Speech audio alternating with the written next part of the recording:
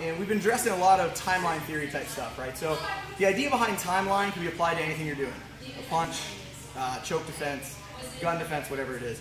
The idea is pretty simple, right? So if Brian's my bad guy, let's say we're doing the timeline of a headlock, which is what we worked on last night.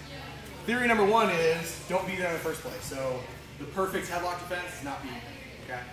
Obviously, if I am there and we have this kind of a distance, then maybe for this timeline position I'm running, maybe for this timeline position I'm picking up weapons, maybe for this timeline position, depending on what the intent is or what I feel the threat level is, maybe I'm accessing higher force as far as weapons, right? If we're talking, we get closer and closer and closer until we get into actual techniques. So if we look at the timeline of a headlock, which is what we used last night, you want to start thinking about this stuff when you do crop techniques. So again, I'm either not there, if I visualize it, I'm running, okay? If I see it a little closer, I'm not necessarily running, but now I have to address the threat, right? So for a headlock's gonna be from behind. If I recognize the threat from here, maybe I'm throwing kicks. Okay, be it left foot, be it right foot, none of that's gonna matter. Okay, if I didn't see him that early, but I caught him a little bit earlier, maybe it's punches. I'm throwing hammer fists, I'm throwing punches and I turn around, right? If his idea was to come in to headlock me and I can catch him early enough, then we're catching the headlock before it ever happens, right? If he gets just a little bit closer and I notice, oh shit, maybe my hands are coming up to turn to elbow, maybe my hands are just coming up to protect my head, and I'm able to turn around before the headlock gets on, okay? Now, we're already addressing the timeline up to this point, now we start getting into actual headlocks, right? The one thing a lot of people miss is they go directly into the by-the-book headlock defense, and they miss a lot of this middle ground, okay?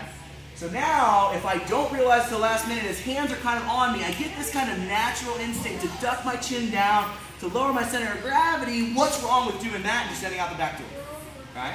And again, the guys down in Charlotte did a really good video, God, almost from a year ago about training for the negative and things like that. But it's the same idea, it's this timeline. Why am I gonna wait? If I notice it here, oh shit, and I can go out the back door, well now I'm fighting from the back, from behind, I have a better advantage, or maybe I can turn around. Okay, so now we start getting into the headlock. There's step one. Step two, maybe I don't realize it soon enough. He gets control of my head and I can't shut him off. We generally always teach straight to the groin, straight to the face, right? I start to do my leverage. But there could be a step in between this. What if I don't get my hand here immediately? What if my hand naturally goes here? What if my hand naturally goes here? I still strike. So I'm catching my balance. Maybe as I start striking, his grip loosens up. And now, I don't have to worry about leveraging on the neck. Maybe I stand him up to punch, or maybe I shuck out underneath the arm from there and I start to strike.